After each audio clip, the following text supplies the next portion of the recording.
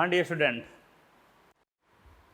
आज हम एक नया लेसन स्टार्ट करने जा रहे हैं। लास्ट में हमने न्यूटन्स लॉ ऑफ मोशन के सारे क्वेश्चन कर दिए थे, डिस्कशन हमने कंप्लीट कर दिया था। आज हम नेक्स्ट लेसन पे जाएंगे। घर्षण वाला पार्ट स्टार्ट करने जा रहा हूँ मैं। घर्षण काफ़ी अच्छा पार्ट है। फ्रिक्शन,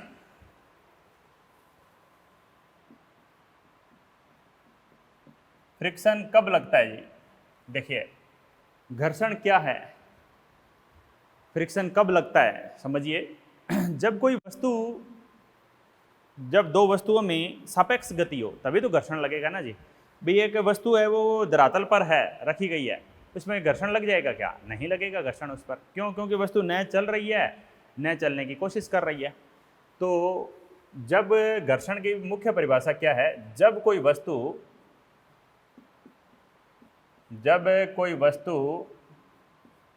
चले या चलने की कोशिश करे,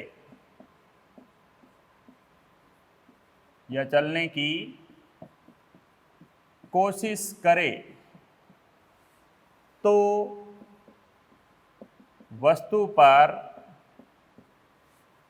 घर्षण बल लगता है। तो वस्तु पर घर्षण बल लगता है, ठीक है। और घर्षण बल की दिशा कहाँ होती है? घर्षण बल की दिशा वस्तु की गति के विपरीत दिशा में होती है, ठीक है। घर्षण बल की दिशा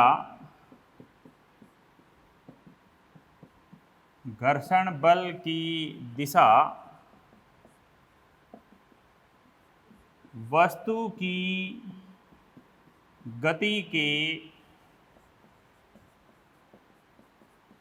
विपरीत दिशा में होती है,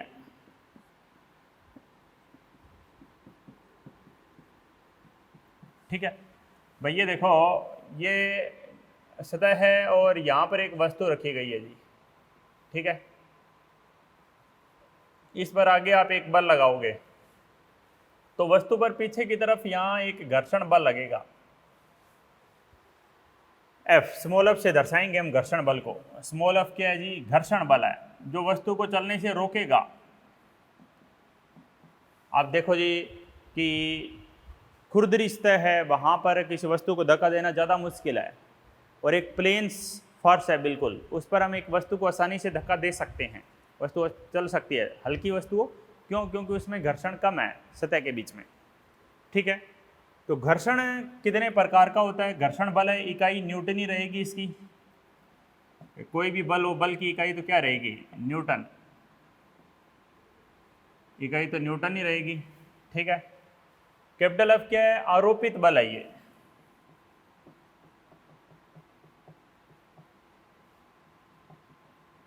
ये आरोपित बल है और ये घर्षण बल है, ठीक है जी। अब समझते हैं घर्षण बल के प्रकार। घर्षण बल कितने प्रकार का होता है जी? नंबर 1, स्थितिज घर्षण, स्टैटिक फ्रिक्शन।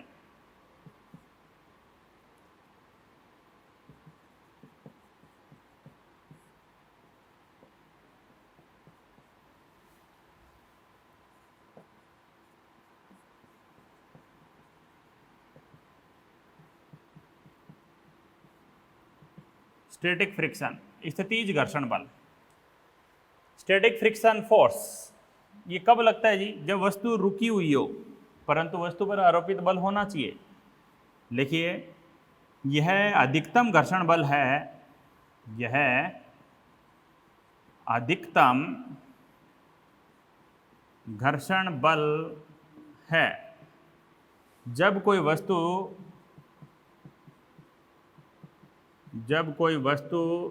स्थिर अवस्था में हो। जब कोई वस्तु स्थिर अवस्था में हो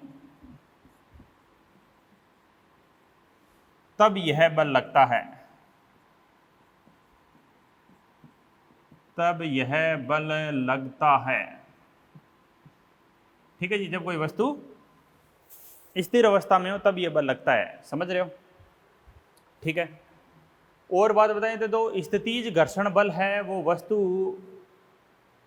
पर अधिकतम बल है, अधिकतम बल का मान है, उसका मान क्या होता है? स्थितिज घर्षण बल को किससे दर्शाते हैं? एफ एस से।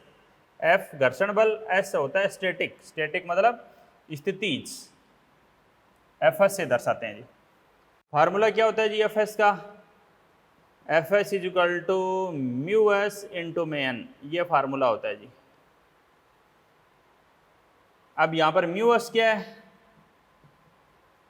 स्थितिज घर्षण गुणांक, म्यू एस यदि स्थितिज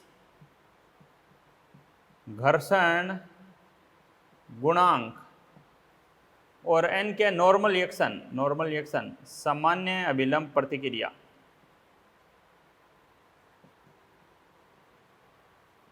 सामान्य अभिलंब प्रतिक्रिया, स्थितिज घर्षण गुणांक, और एन है जी सामान्य अभिलंब प्रतिक्रिया। समझ गए हो जी? ठीक है, तो ये हो गया जी स्थितिज घर्षण बल।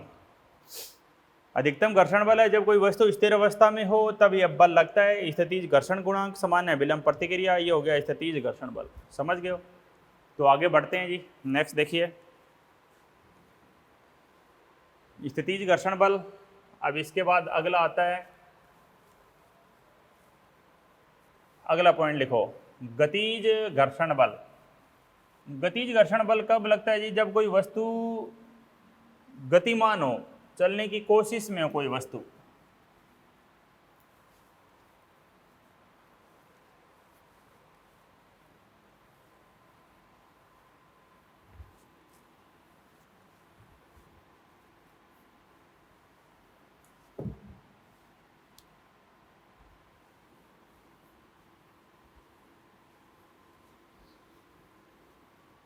तो देखो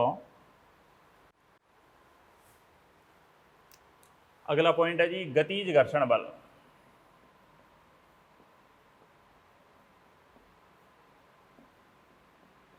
काइनेटिक फ्रिक्शन,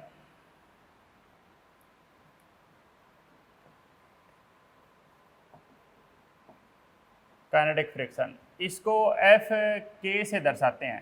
के मतलब काइनेटिक, काइनेटिक फ्रिक्शन होता है, एफ के से दर्शाते हैं। क्या होता है ये जी गतिज घर्षण बल? समझिए, जब कोई वस्तु गतिज अवस्था में हो, लिखो, जब कोई वस्तु गतिज अवस्था में हो तो वस्तु की गति के विपरीत दिशा में ये बल लगता है, जिसको हम गतिज घर्षण बल कहते हैं। और इसका जो मान आता है वो एफ के आता है। एफ के is equal to mu K into N, ये फार्मूला होता है जी। ठीक है, और म्यू के यहाँ पर क्या है? म्यू के है जी गतिज घर्षण गुणांक, गतिज घर्षण गुणांक है जी म्यू के, और एन वही है जी सामान्य अभिलंब प्रतिक्रिया।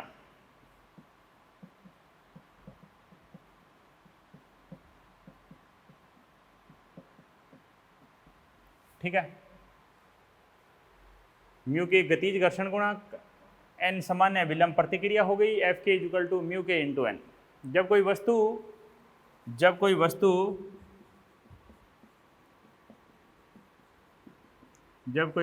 गति कर रही हो, जब कोई वस्तु गति कर रही हो तो गति के विपरीत दिशा में, तो गति के विपरीत दिशा में, गति के विपरीत दिशा में गतिज घर्षण बल लगता है। गति के विपरीत दिशा में गतिज घर्षण बल लगता है। समझ गए? ये हो गया गतिज घर्षण बल। अगली बात है गतिज, अगर मान लेते हैं ये, इसको सर्पी घर्षण भी बोल देते हैं। इसको सर्पी घर्षण इसलिए बोल देते हैं क्योंकि इसमें जो वस्तु है वो फिसलती हुई चलती है। स्लाइडिंग, स्लाइडिंग जैसे बोलें कि ये वस्तु इस तरह से फिसलती हुई जाएगी जी, फिसलती हुई जाएगी। अब इसी का एक प्रकार है जी लोटनी,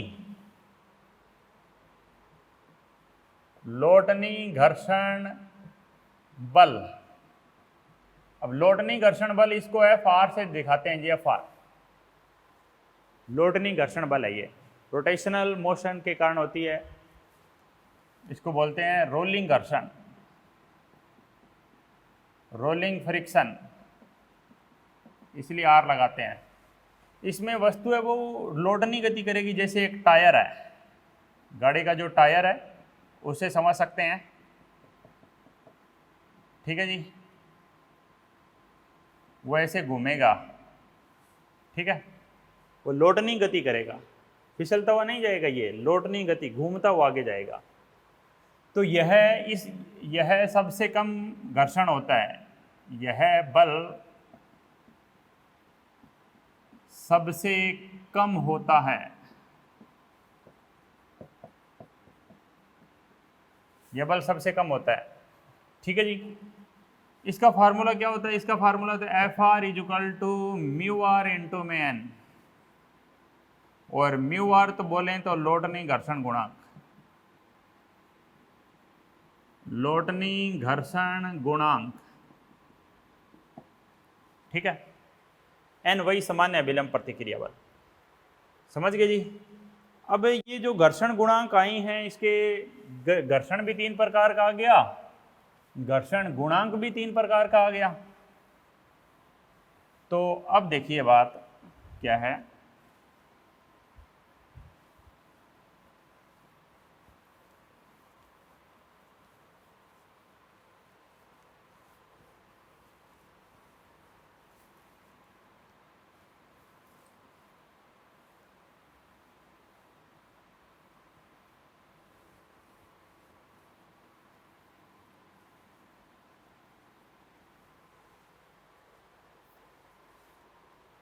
तो समझिए जी।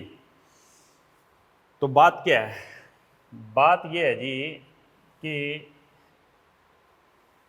इसमें जो नोट में एक पॉइंट लिखने जा रहा हूं मैं, नोट लिखेंगे, कुछ इंपॉर्टेंट बातें बता रहा हूं। देखो क्या बात है। पहली बात है, जो घर्षण गुणांक है म्यू, म्यू होता है घर्षण गुणांक, ये एक, इसकी कोई इकाई नहीं होती है, इकाई ही नहीं है, इकाईहीन राशि है, बीमा भी नहीं है, बीमा तथा इकाईहीन, बीमा तथा इकाईहीन राशि है, ठीक है। अब ये कहाँ पर, ये तापमान के कारण बदल सकता है जी, तापमान के व्युत्क्रमानुपाती ऐसे बोल सकते हो आप, तापमान बढ़ाएंगे तो ये कम हो सकता है। तीसरी बात, सबसे ज़्यादा कौन सा होता है बताओ? सबसे ज़्यादा होता है जी म्यूअस, जिसके कारण सबसे ज़्यादा होता है जी एफएस। स्थितिज घर्षण, गतिज घर्षण के है ये, गतिज घर्षण आर है ये, लोटनी घर्षण, स्थितिज गतिज लोटनी घर्षण, स्थितिज घर्षण गुणांक, गतिज घर्षण गुणांक, लोटनी घर्षण गुणांक। सबसे ज़्यादा म्यूएस होता है, इसके कारण सबसे ज़्यादा एफएस होता है। क्यों? क्योंकि इनके फार्मूले तो यही हुए, देखो, म्यू आर इंटू एन,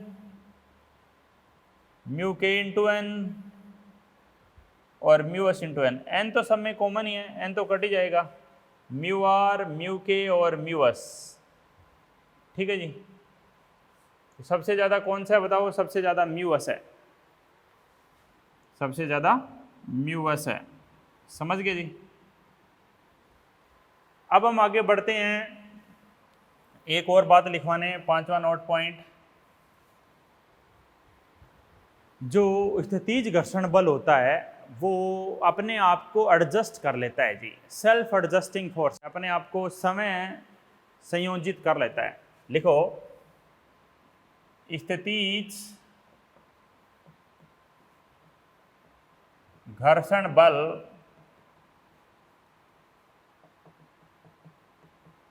आरोपित बल के अनुसार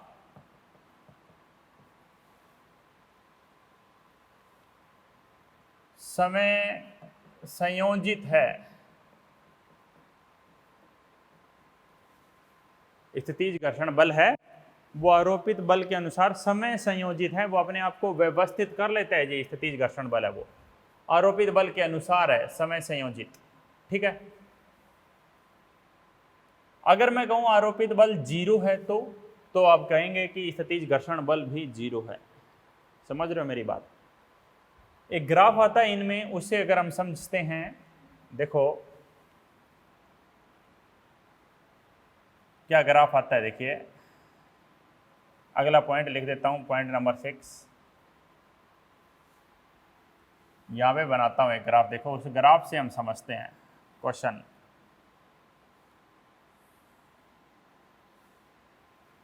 इधर तो है जी आरोपित बल, घर्षण बल ले लेता हूं इधर मैं। इधर तो है जी घर्षण बल और इधर है जी आरोपित बल।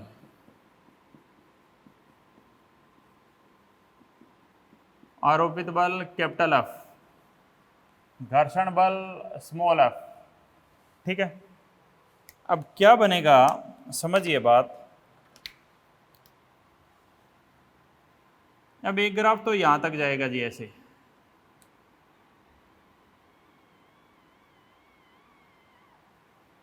और यहां पर ऐसे मुड़ेगा जी। ठीक है, और ऐसे मुड़ के और तुरंत ऐसा हो जाएगा। ये सीधी रेखा है, बिल्कुल स्ट्रेट लाइन में चला जाएगा बिल्कुल। ठीक है,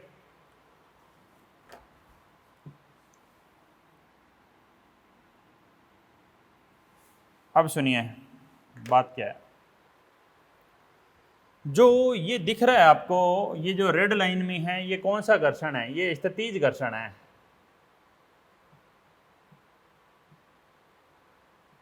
ये स्थितिज घर्षण बल है जी। ठीक है, और जो ये ऊपर ही ऊपर दिख रहा है ना आपको, ये स्थितिज घर्षण बल का अधिकतम मान है। एफ एस यहां लगा सकते हैं आप, मैक्सिमम। ठीक है, और जो आपको यहां पर दिख रहा है सीधी लाइन में, ये गतिज घर्षण है जी।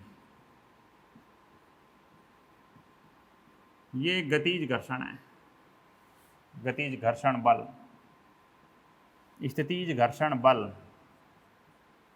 ठीक है, ऊपर है वो, देखो ये स्थितिज घर्षण बल था, इसका एक नाम और ही है।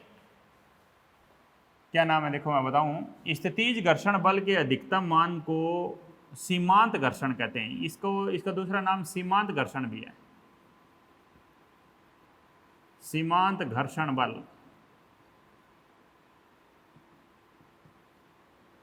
क्या है? स्थितिज घर्षण बल के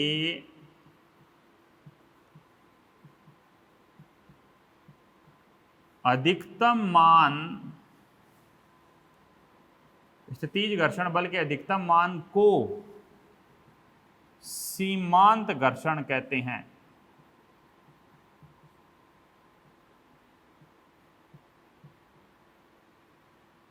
स्थितिज घर्षण बल के अधिकतम मान को सीमांत घर्षण बल कहते हैं। ठीक है, एफ एस जो मैक्सिमम है इस पॉइंट पर। देखो बात क्या है, बात समझना।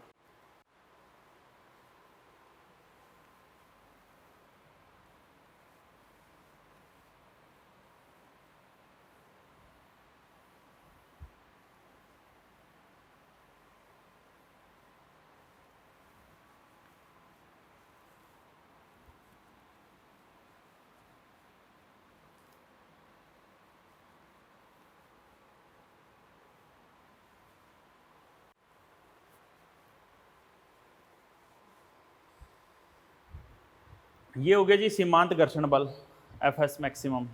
ठीक है, स्थितिज घर्षण बल के अधिकतम मान को सीमांत घर्षण कहते हैं। लो लिमिटिंग फ्रिक्शन सबसे ज़्यादा होता है ये। तो देखो एक छोटे से क्वेश्चन से मैं स्टार्ट करता हूँ। क्वेश्चन समझना, क्वेश्चन क्या है। क्वेश्चन ऐसे है जी कि ये सतह है, घर्षण वाली सतह है, खुरदरी सतह है। यहाँ पे 10 किलोग्राम का एक गुटखा है और ये सतह यहाँ पर मान दिया हुआ है जी, म्यू एस का भी मान दिया हुआ है और म्यू के का भी मान दिया हुआ है। म्यू एस हमेशा ज़्यादा होता है, इसका 0.4 मान दे दिया, इसका 0.3 मान दे दिया। तो करना क्या है सवाल में, तो घर्षण बल तथा त्वरण बताइए। ठीक है, अब आप क्या करोगे, आप कहोगे जी ठीक है ये क्वेश्चन हो गया, ठीक है जी घर्षण बल ये तो क्वेश्चन था, अब आप सॉल्यूशन लिखोगे इसका। क्या सॉल्यूशन लिखोगे कि घर्षण बल इसमें दो लग रहे हैं जी, एफ एस और एफ के। आप कहोगे ये रुका हुआ है तो एफ के तो लगेगा नहीं, जीरो। आप कहोगे एफ एस लग रहा है, एफ एस कितना, म्यू एस इंटू में एन, म्यू एस कितना 0.4, म्यू एस 0.4 और एन कितना, एन तो ऊपर लगता है और नीचे एम जी कितना आएगा, एन का मान, एन बराबर एम जी बराबर 10 गुणा जी कितना 10 यानी कितना 100, यानी कितना आप बोलोगे जी 40 न्यूटन का बल लग रहा है। ठीक है, ये आंसर बताओगे, 40 न्यूटन ये आंसर बोलोगे क्या, नहीं ये गलत आंसर है। क्यों हुआ जी गलत, क्योंकि गलत होने के पीछे रीजन ये है क्योंकि वस्तु न तो चल रही है और नहीं चलने की कोशिश कर रही है। सबसे पहली परिभाषा मैंने क्या लगाई थी, जब कोई वस्तु चले या चलने की कोशिश करे तो घर्षण लगेगा। भाई आराम से एक बस खड़ी है सड़क पर, रुकी हुई खड़ी है, क्या उस पर घर्षण बल है, नहीं है, उस पर घर्षण बल जीरो है। लेकिन जैसे मैं धक्का मारने की कोशिश करूंगा तो बस तो नहीं चल रही है, लेकिन अब उस पर घर्षण लग रहा है। आप ये आंसर करोगे ये गलत है जी, वस्तु पर कोई घर्षण बल नहीं लग रहा है। पहले इस सवाल का आंसर होगा जी एफ एस जीरो, एफ के भी जीरो, ये आंसर सही है। न तो स्थितिज घर्षण है न गतिज घर्षण। क्यों, ये देखिए आरोपित बल क्या है, जीरो। जब आरोपित बल जीरो होता है तो घर्षण बल भी जीरो होता है। जैसे जैसे आरोपित बल का मान बढ़ाएंगे, ये देखो आरोपित बल का मान बढ़ाएंगे, जैसे जैसे आरोपित बल का मान बढ़ाएंगे घर्षण बल का मान भी बढ़ेगा। आरोपित बल का मान बढ़ाएंगे तो घर्षण बल का मान भी बढ़ेगा जी। आरोपित बल जितना ज़्यादा होगा घर्षण बल उतना ज़्यादा होगा जी। समझ गए मेरी बात। आरोपित बल बढ़ाने पर घर्षण बल का मान बढ़ता जाएगा, सिंपल सी बात है। तो ठीक है जी, यहाँ तक हम समझ गए जी कि अभी तक घर्षण बल जीरो है। क्यों जीरो था जी घर्षण बल, क्योंकि आरोपित बल ही नहीं था आपके पास। अब सवाल में मैं कह रहा हूँ जी मैं आरोपित बल लगा देता हूँ। एक सवाल अगर आपको ये सवाल समझ में आ गया ना तो सारे सवाल समझ में आ जाएंगे। अब मैं मान लेते हैं आरोपित बल का कोई मान रख देता हूं, यहां पर F आरोपित बल है, F यहां पर आरोपित बल है। तो आप क्या कहोगे जी, सबसे पहले तो हम ये निकाल लेते हैं। देखो Fs मैक्सिमम होता है ये mu S into N, mu S कितना 0.4 और एन कितना 100। भाई ज़्यादा से ज़्यादा Fs मैक्सिमम है वो 40 न्यूटन है। उसी तरह एफ के मैक्सिमम मिनिमम कुछ नहीं होता है। एफ के का मान ये देखो, स्थितिज घर्षण बल एफ के ही तो है ये। एफ के का मान हमेशा नियत रहता है, कम ज़्यादा नहीं होता। एफ एस का मान कम ज़्यादा होता है। स्थितिज एफ एस है ये, जो रेड लाइन में पूरा एफ एस है। एफ के क्या होगा, mu K into N, mu K into N. Mu के का मान कितना जी 0.3 और एन कितना 100 यानी कितना 30। एफ के का मान आ गया जी 30 न्यूटन और एफ एस का मान आ गया जी 40 न्यूटन। एफ एस 40 न्यूटन है, वो उससे कम हो सकता है। स्थितिज घर्षण बल आरोपित बल के अनुसार अपने आप को समय संयोजित कर लेता है। स्थितिज घर्षण का अधिकतम मान होता है म्यूएस इंटू एन। ज़्यादा से ज़्यादा स्थितिज घर्षण बल 40 लग रहा है इस सवाल में। गतिज घर्षण तो तब लगेगा जब वस्तु गतिमान होगी, ठीक है। तो बात क्या है जी, बात समझते हैं। मैं आपको एक टेबल बना के दिखाता हूं। हम अलग अलग मान लेते हैं। पहले मैं ले रहा हूं जी, मैं कह रहा हूं आरोपित बल का मैं मान ले रहा हूं 0 न्यूटन। आरोपित बल 0 न्यूटन है। ये जो बल है ये 0, यानी बल लगाए नहीं। 0 न्यूटन मतलब बल ही नहीं लगाया। बल ही नहीं लगाया तो आप कहोगे स्थितिज घर्षण भी नहीं है, गतिज घर्षण भी नहीं है। तो इसके नीचे आप एक लाइन लिखो, और जब आरोपित बल 0 न्यूटन है तो आप लिखो वस्तु ना तो चल रही है ना चलने की कोशिश कर रही है। वस्तु ना तो चल रही है और ना ही चलने की कोशिश कर रही है। समझ गए। अब दूसरी स्थिति में लगा रहा हूं जी, मैं कह रहा हूं आरोपित बल, कैपिटल एफ आरोपित बल है, आरोपित बल 10 न्यूटन लगा दिया। तो ये जो कैपिटल एफ का मान 10 न्यूटन है, तो समझना डायग्राम, मैं एक एक चीज साथ साथ समझा रहा हूं। आपने 10 न्यूटन बल लगाया जी, वही 10 kg वाले पर। पीछे आप कहोगे जी स्थितिज घर्षण लग रहा था कितना, 40 लग रहा था क्या पीछे? अगर पीछे 40 लग रहा था तो आगे 10 है और पीछे 40 है, यानी वस्तु आगे के बजाय पीछे भागना स्टार्ट हो जाएगी। बस को हमने धक्का मारा, बस आगे चलने के बजाय पीछे दौड़ रही है। ऐसा होता है क्या? नहीं। इसका मतलब आगे 10 है तो पीछे 40 नहीं है। वस्तु नहीं चली, इसका मतलब आगे 10 है तो पीछे भी 10 ही है। आगे 10 है, वस्तु कब नहीं चलती? एक गाड़ी कब नहीं चलती? गाड़ी को 2 आदमी पीछे से धक्का मार रहे हैं, 2 आदमी आगे से उधर धक्का मार रहे हैं, 2 इधर से 2 इधर से, गाड़ी कैसे चलेगी? यानी आगे 10 पीछे भी 10। इधर आप 10 लगाए, इधर भी 10 लग गया, तभी तो नहीं चली। तो जब आपने आरोपित बल 10 न्यूटन किया है, इस स्थिति में का आंसर क्या होगा? स्थितिज घर्षण बल है जी 10 न्यूटन, गतिज घर्षण बल है जी 0 न्यूटन, त्वरण भी 0, क्योंकि अभी तक गाड़ी चली नहीं है। ये देखिए, आपने 10 न्यूटन किया, आपने 10 न्यूटन किया, सुनो,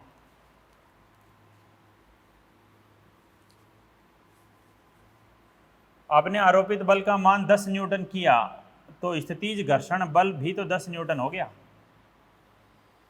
इसका मान आपने 10 न्यूटन किया तो ये भी 10 न्यूटन हो गया, ठीक है। अब बात बढ़ते हैं जी आगे। ये 10 की जगह है, मैं मान लेते हैं आगे इसका मान बढ़ाता हूं, तो मैं मान कर देता हूं इसका 20 न्यूटन कर देता हूं। 20 न्यूटन कर दिया तो पीछे भी 20 हो गया जी। ये अगला पॉइंट है, आरोपित बल 20 न्यूटन, केस 3।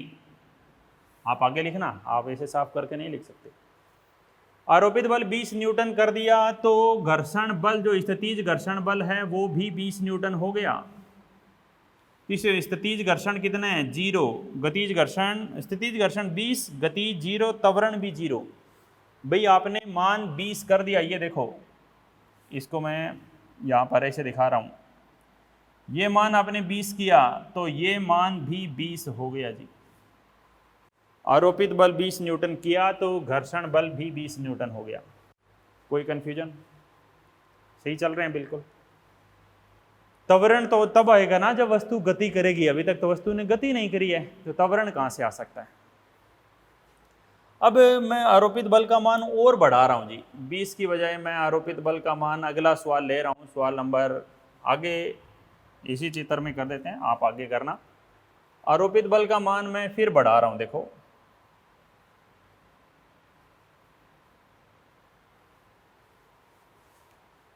आरोपित बल का मान मैं कर रहा हूं जी 30 न्यूटन। आरोपित बल का मान मैंने 30 न्यूटन कर दिया तो पीछे घर्षण बल भी क्या 40 लगेगा? नहीं, 40 से कम हो सकता है वो। घर्षण बल 30, गति 0, त्वरण 0। लिखो भाई, आपने अब 30 कर दिया जी, यहां पर ऐसे समझा सकते हैं भाई, आपने यहां 30 कर दिया तो ये भी 30 हो गया जी। ठीक है, कोई दिक्कत? क्या गाड़ी चली? नहीं। क्या त्वरण आया? नहीं आया। अब अगले पॉइंट पर जा रहे हैं हम। नेक्स्ट पॉइंट क्या है? आरोपित बल मैं 30 की बजाय और बढ़ा रहा हूं जी। आरोपित बल का मान बढ़ा रहा हूं मैं। आरोपित बल मैं 40 न्यूटन कर रहा हूं। आरोपित बल मैंने 40 न्यूटन कर दिया जी। आरोपित बल आपने 40 न्यूटन कर दिया, तो स्थितिज घर्षण बल भी कितना हो गया जी? 40 न्यूटन। अधिकतम पर पहुंच गया जी। ये अधिकतम पर पहुंच गया। ये देखो, आपने आरोपित बल यहां पर आरोपित बल आपने 40 न्यूटन किया, तो ये भी 40 ही हो गया। ग्राफ से भी समझो, आरोपित बल आपने 40 न्यूटन किया तो सीमांत घर्षण बल अधिकतम मान पे पहुंच गया 40। 40 से थोड़ा सा ज़्यादा, 40.1 कर दो, 40.1, इतने में गाड़ी आगे चल जाएगी। क्योंकि स्थितिज घर्षण बल है, ये 40 अपना अधिकतम मान है, इसका मैक्सिमम मतलब अधिकतम। 40 से ज़्यादा नहीं हो सकता। ये स्थितिज घर्षण बल अपने अधिकतम मान से ज़्यादा नहीं हो सकता। म्यू एस गुणा एन से ज़्यादा नहीं हो सकता, बल्कि म्यू एस गुणा एन से कम हो सकता है। स्थितिज घर्षण बल आरोपित बल के अनुसार अपने आप को समय संयोजित कर लेता है। जब कोई वस्तु चलने की कोशिश करती है तो ही स्थितिज घर्षण बल लगता है। जब तक वस्तु न चल रही है और न ही चलने की कोशिश कर रही है, अर्थात वस्तु पर आरोपित बल शून्य है, तो उस स्थिति में स्थितिज घर्षण बल भी शून्य होगा, गतिज घर्षण बल भी शून्य होगा। वस्तु चली ही नहीं तो त्वरण भी शून्य होगा। ठीक है, अब आप अधिकतम मान पर पहुंच गए हो जी 40 तक। अब मैं अगले, अगर 40 के बाद इसको नोट करो एक बार, इस ग्राफ को भी साथ साथ नोट करो। 40 के बाद मान लेते हैं मैं अगले पॉइंट पे जा रहा हूं। 40 के बाद मैं आरोपित बल का मान बढ़ा रहा हूं। देखिए, आरोपित बल मैंने 40 से ज़्यादा कर दिया जी। मैं कह रहा हूं आरोपित बल मैंने 45 न्यूटन कर दिया। आरोपित बल आपने 45 न्यूटन कर दिया, तो स्थितिज घर्षण तो 40 था, आगे 45 पीछे 40, यानी गाड़ी तो आगे चल पड़ेगी। और जब गतिज होती है तो स्थितिज घर्षण नहीं आता है, फिर तो गतिज घर्षण आता है। इस बार पीछे स्थितिज नहीं लगेगा जी, गतिज लगेगा। और गतिज का मान कम ज़्यादा नहीं होता। गतिज का मान तो ये देखो सीधी रेखा है। गतिज में तो एक सीधी रेखा है जी, बिल्कुल ये सीधा रहेगा जी। गतिज का मान कितना था? 30 न्यूटन। अब हम त्वरण निकालते हैं जी। त्वरण कैसे निकालोगे? चलाने वाला बल माइनस रोकने वाला बल बटे में कुल द्रव्यमान। ये तो फार्मूला सिखाया था मैंने आपको। चलाने वाला बल कितना? 45। रोकने वाला बल गतिज घर्षण कितना है जी? गतिज घर्षण 30 बटे में द्रव्यमान 10। 45 माइनस 30, 15 बटे 10। 3 पंजे 15, 2 पंजे 10, 3 बटा 2, 1.5 मीटर पर सेकंड स्क्वायर का त्वरण आएगा। 1.5 मीटर पर सेकंड स्क्वायर का त्वरण आया। कोई कंफ्यूजन नोट करो भाई। वस्तु चल पड़ी है, आगे 45 न्यूटन, पीछे स्थितिज घर्षण से थोड़ा 40 था। आप 41 करते देते तो भी चल जाती। 41 कर देते तो मैं लिख देता 41 माइनस 30। समझ गए? स्थितिज घर्षण 0 आएगा जब वस्तु चल पड़ी है। तो स्थितिज नाम ही स्थितिज है उसका, वो लगेगा कब? जब वस्तु स्थिर अवस्था में हो। लेकिन वस्तु यहाँ पर गति अवस्था में आ गई है। गति अवस्था में आ गई है तो स्थितिज घर्षण बल नहीं लगेगा। समझ गए? अब आप कहोगे जी मान और बढ़ा के दिखाओ। आप मान और बढ़ा के देख लो, और बढ़ा के दिखाता हूं मान। देखो भाई, आरोपित बल आपने किया था, अभी इसको चित्र में दिखाऊं। आरोपित बल कितना किया था आपने अभी? 45। 45 यहां कहीं होगा, 45 यहां कहीं होगा। तो यहां कौन सा घर्षण लगा? गतिज। अब इसको इधर बढ़ाओ, ये 40 से कम आया था कि नहीं बताओ? ठीक है, तो वही बात है। तो ठीक है जी, आप समझ गए हो बात भाई। अब आप आरोपित बल कितना ही बढ़ा दो, ये इतना ही रहेगा जी। अब आप आरोपित बल कितना भी कर दो, 50 कर दो, 60 कर दो, 70 कर दो, गतिज घर्षण बल थोड़ी बदल जाएगा। आरोपित बल आपने मान लिया, आप कहोगे जी हमने तो 100 न्यूटन करना है, 100 कर दो जी। आरोपित बल आपने 100 न्यूटन कर दिया तो वस्तु तो चल रही है, क्या गतिज घर्षण बदलेगा? नहीं। कौन बदलेगा? खाली त्वरण बदलेगा बस। आरोपित बल आपने कर दिया जी 100 न्यूटन, त्वरण क्या आएगा? चलाया गया बल माइनस रोका गया बल बटे द्रव्यमान। 100 न्यूटन माइनस गतिज घर्षण 30 न्यूटन बटे द्रव्यमान 10। 100 माइनस 30 70 बटे 10, 7 मीटर पर सेकंड स्क्वायर का त्वरण आ जाएगा जी। 7 मीटर पर सेकंड स्क्वायर का त्वरण आ जाएगा। जितना ज़्यादा आरोपित बल लगाओगे घर्षण बल प्रभावित नहीं होंगे। अब घर्षण बल बदलने थे वो बदल चुके हैं। जितना ज़्यादा आरोपित बल होगा उतना ज़्यादा त्वरण होगा। जब वस्तु चल पड़ी है तो उस टाइम गतिज घर्षण का मान जितना है उतना ही रहेगा। स्थितिज घर्षण उस टाइम 0 रहेगा। चलती हुई वस्तु पर जितना ज़्यादा आरोपित बल का मान होगा वस्तु का त्वरण उतना ज़्यादा बढ़ता जाएगा, परंतु उसके घर्षण बलों के मान नहीं बदल सकते हैं। आरोपित बल से घर्षण बल का मान तभी तक बदलेगा जब तक वस्तु स्थिर है। एक गतिमान वस्तु पर आरोपित बल का मान ज़्यादा करने से वस्तु के त्वरण को नहीं बदला जा सकता। समझ पा रहे हैं? कोई कंफ्यूजन यहाँ तक? आगे बढ़ जाएं तो नेक्स्ट बात देखिए जी।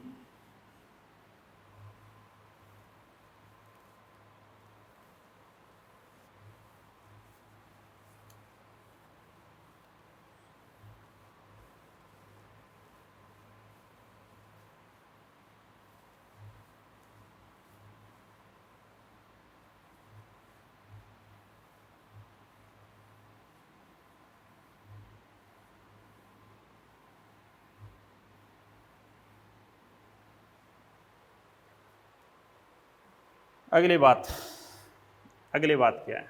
देखो, मैं आपको सवाल दे रहा हूँ, देखो अब वही छोटे छोटे सवाल आएंगे। सवाल ये है कि एक 20 kg का ब्लॉक है, वहाँ पे म्यू एस और म्यू के दोनों दिए गए हैं, 0.3 और पॉइंट के कोई भी मान सवाल में दिए जाएंगे जी। आरोपित बल है F, तो घर्षण और त्वरण बताइए। तो सबसे पहले आप क्या करें? सबसे पहले आप हमेशा ये करें कि भाई पीछे घर्षण लगेगा, अब कौन सा लगेगा ये तो वक्त बताएगा। सबसे पहला काम, आप जैसे सवाल देता है तो आप Fs और Fk निकाल लो जी एक बार। Fs और Fk निकाल लो। Fs mu S into N, mu K into N, ये स्थितिज घर्षण बल का अधिकतम मान होता है जिसको हम सीमांत घर्षण बल भी कह सकते हैं। n कितना है? n ऊपर है जी और mg नीचे है। कितना आएगा यहाँ पर mg? 20 गुणा 10 200, mg 200 आएगा जी। म्यू एस कितना जी? 0.3 गुणा 200, म्यू के कितना जी? 0.2 गुणा 200,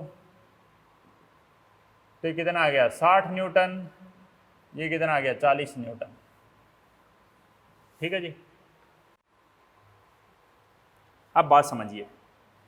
अब सवाल आते हैं जी। मैं कह रहा हूं आरोपित बल का मान वही उसी तरीके से पहले 0 न्यूटन लिया, पहला सवाल है।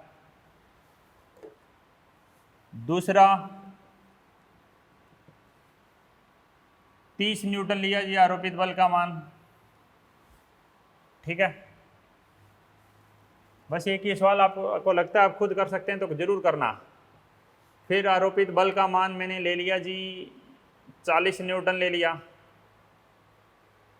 ठीक है,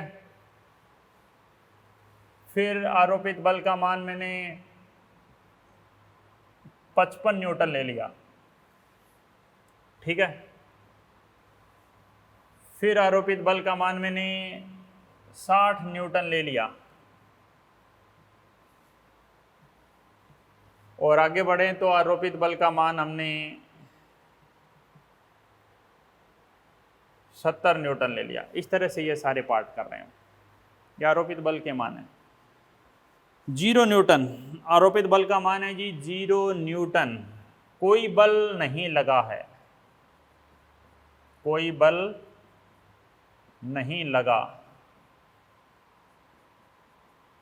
तो आप क्या कहेंगे? कोई घर्षण बल भी नहीं लगा। स्थितिज घर्षण भी नहीं, गतिज भी नहीं और त्वरण भी नहीं। भाई आप घर्षण तो क्या कहता है जी, आप बल नहीं लगाओ, तो घर्षण बोला मैं भी बल नहीं लगाऊंगा। भाई हमारे रास्ते में रुकावट कब आती है? घर्षण तो एक रुकावट है। आप घर पे बैठे रहो, कोई काम मत करो, कोई रुकावट नहीं आएगी। जब आप पढ़ना स्टार्ट करोगे, मेहनत करोगे, तो परेशानियां आएगी, वो घर्षण बल है। कब आई परेशानियां? जब आपने पढ़ने की कोशिश करी, आप कामयाब बनोगे तो रास्ते में रुकावटें आएगी, उनको दूर करके आप आगे बढ़ोगे। ठीक है, तो आरोपित बल कितने हैं यहाँ पर? 30 न्यूटन है। आरोपित बल 30 न्यूटन है। क्या गाड़ी चल जाएगी? देखो, आरोपित बल है जी 30 न्यूटन। 20 kg का गुटका था। पीछे ज़्यादा से ज़्यादा स्थितिज घर्षण कितना लग सकता था? ज़्यादा से ज़्यादा स्थितिज घर्षण F मैक्सिमम, F मैक्सिमम कितना लग सकता है जी? पीछे F मैक्सिमम लग सकता है जी 60 और F के कितना जी? F के 40। ये एक बार हम कंसीडर कर रहे हैं, ये दोनों एक साथ नहीं लगेंगे, ये एक साथ नहीं लगते हैं जी, एक साथ नहीं लगेंगे। ठीक है, अब बात समझना। आपने 30 न्यूटन लगाया जी आगे, तो पीछे जो स्थितिज घर्षण है वो क्या हो जाएगा बताओ? 60 न्यूटन लगेगा क्या? नहीं, वो आरोपित बल के अनुसार समय संयोजित है, वो 30 ही लगेगा। तो क्या गतिज लगेगा? नहीं। गाड़ी नहीं चली तो क्या त्वरण आएगा? नहीं। बस सेम काम 40 में होगा जी। देखो,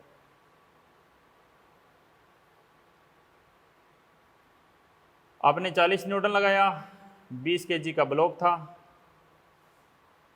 पीछे घर्षण लगे जी, पीछे घर्षण लगा जी, स्थितिज लगा, गतिज भी लगेगा। लगेगा क्या? देखो, 40 चलाने के लिए आपको 60 को पार करना पड़ेगा। जब तक 60 है तब तक ये 0 ही रहेगा जी, त्वरण भी 0 ही रहेगा। ये 40 तो ये 40, ये 55 कर दिया आपने, कोई ना, कर दो 55, क्या 60 से ज़्यादा थोड़ी हो गया है। देखते जाओ, ये सारे चित्र बना देता हूँ मैं। ये 70 न्यूटन की कहानी है।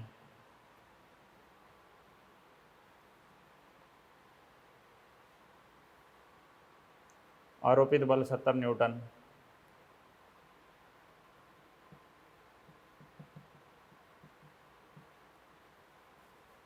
देखो, 20 kg का ब्लॉक है, यहाँ आपने 70 न्यूटन लगाया जी कैपिटल एफ, यहाँ आपने कैपिटल एफ 60 न्यूटन लगाया जी, और यहाँ आपने कैपिटल एफ 55 न्यूटन लगाया जी। ठीक है, यहाँ 40 लगाया। 20 kg का ब्लॉक ये था, 20 kg का ब्लॉक ये था और 20 kg का ब्लॉक ये था।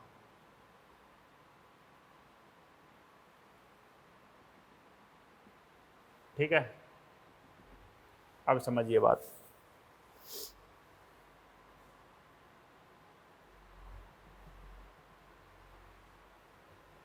समझिए, आगे आपने लगाया जी 55 न्यूटन। 60 को पार नहीं हुए अभी तक। जब तक 60 को पार नहीं होगे तब तक स्थितिज गतिज 0 रहेगा, त्वरण 0 रहेगा। स्थितिज का मान उतना ही होगा जितना लगाया गया है। 55 है तो 55 न्यूटन, समझ रहे हो?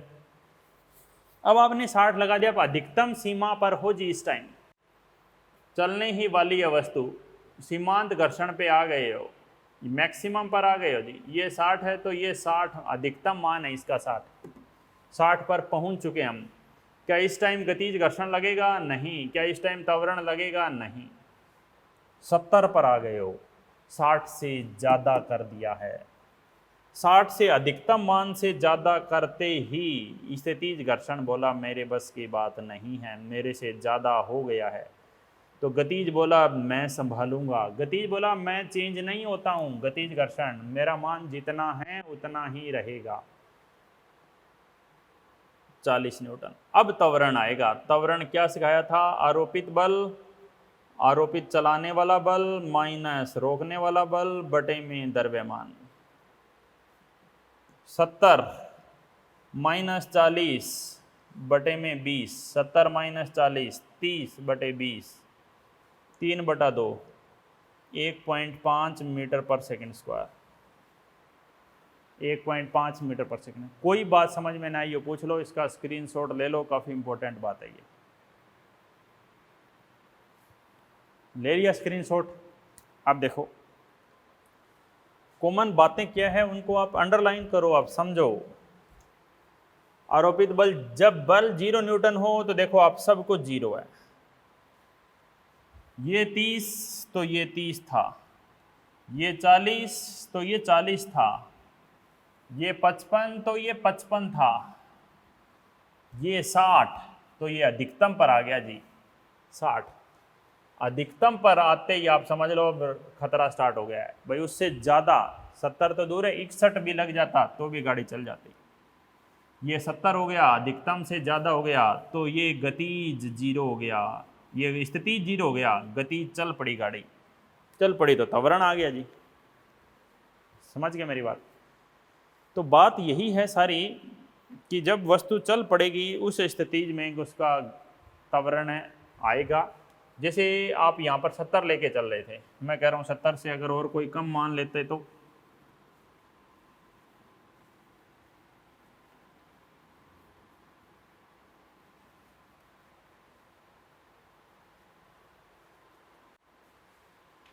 जैसे मैं कह रहा हूँ इसी सवाल में, जैसे आप 61 न्यूटन ले लेते तो भी गाड़ी चल जाती थी भाई। 60 से ज़्यादा हो गया ना जी, 60.5 ले लो तो भी चल जाएगी। ये देखो आपने थोड़ा सा ज़्यादा किया, 60.5 या 60.1 कर दिया, ये देखो इतने में चल जाएगी। क्यों?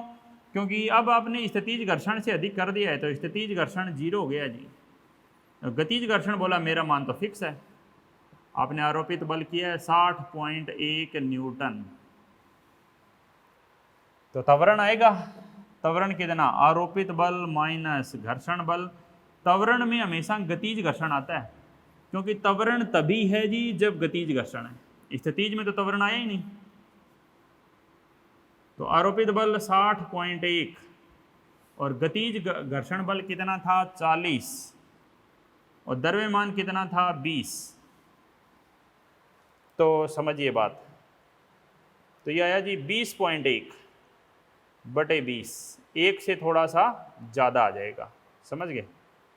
लगभग 1 मीटर पर सेकंड स्क्वायर। लगभग का निशान ये होता है, लगभग 1 मीटर पर सेकंड स्क्वायर का त्वरण आ जाएगा। तो समझ रहे हो मेरी बात? आज हमने यही सीखा है मेन कि जब वस्तु पर कोई बल नहीं हो तो कोई घर्षण नहीं है। वस्तु गति तब करेगी जब उस पर लगाया गया बल का मान स्थितिज घर्षण बल के अधिकतम मान से ज़्यादा हो। अगर लगाए गए बल का मान स्थितिज घर्षण बल के अधिकतम मान से कम है, यानी μs × n, ये सीधा आपको जब भी कोई वस्तु ये देखनी हो कि चल रहा है कि नहीं तो आपको डायरेक्ट इसको देखना है, ठीक है? तो ये आप बात लिखें, आरोपित बल का मान, आरोपित बल का मान μs × n इससे कम हो तो वस्तु नहीं चलेगी। आरोपित बल का मान μs × n से कम हो तो वस्तु नहीं चलेगी। वस्तु तभी चलेगी जब आरोपित बल का मान μs × n से ज़्यादा हो। समझ गए? इससे ज़्यादा होना चाहिए आरोपित बल का मान μs × n से। समझ रहे हो जी बात? ठीक है, आगे बात देखते हैं। नेक्स्ट पॉइंट क्या है कि गतिज घर्षण बल है उसका मान नहीं बदलता है जी, वो मान कम ज़्यादा नहीं करता है अपना। स्थितिज घर्षण बल का मान हमेशा नियत रहता है। गतिज घर्षण बल का मान, सुनो ध्यान से, गतिज घर्षण बल का मान हमेशा नियत रहता है। स्थितिज घर्षण बल बदलता रहता है, आरोपित बल के अनुसार स्थितिज घर्षण बल अपना मान परिवर्तित करता रहता है। समझ गए हो बात? ठीक है, तो आज की क्लास में यही था, बाकी अगली क्लास में करेंगे। आज का होमवर्क क्या है? होमवर्क HW होमवर्क है जी, आप एग्जाम्पल कर लें, स्टार्टिंग वाले एग्जाम्पल कर लें 1 2 3 4 एग्जाम्पल कर लें, थ्योरी पढ़ लें, मॉड्यूल से थ्योरी भी पढ़ें जी, या फिर आप ये से कर लें स्टेज 1 हैं, स्टेज 1 के 10 क्वेश्चन कर सकते हैं आप, पहले 10 क्वेश्चन स्टेज 1 के पहले 10 क्वेश्चन कर लें, थ्योरी पढ़ें। और सबसे मेन बात यह कि अगर आप इस चीज़ को एक ये जो आज आपको बात समझाई है, इस तरह का आप खुद एक एग्जाम्पल लेके क्वेश्चन करें, तभी आप बात समझ पाएंगे। ठीक है, घर्षण बहुत ही अच्छा लेसन है, अगर आपको इसको ध्यान से समझेंगे तो जरूर समझ में आएगा। ठीक है जी, मिलते हैं नेक्स्ट क्लास में।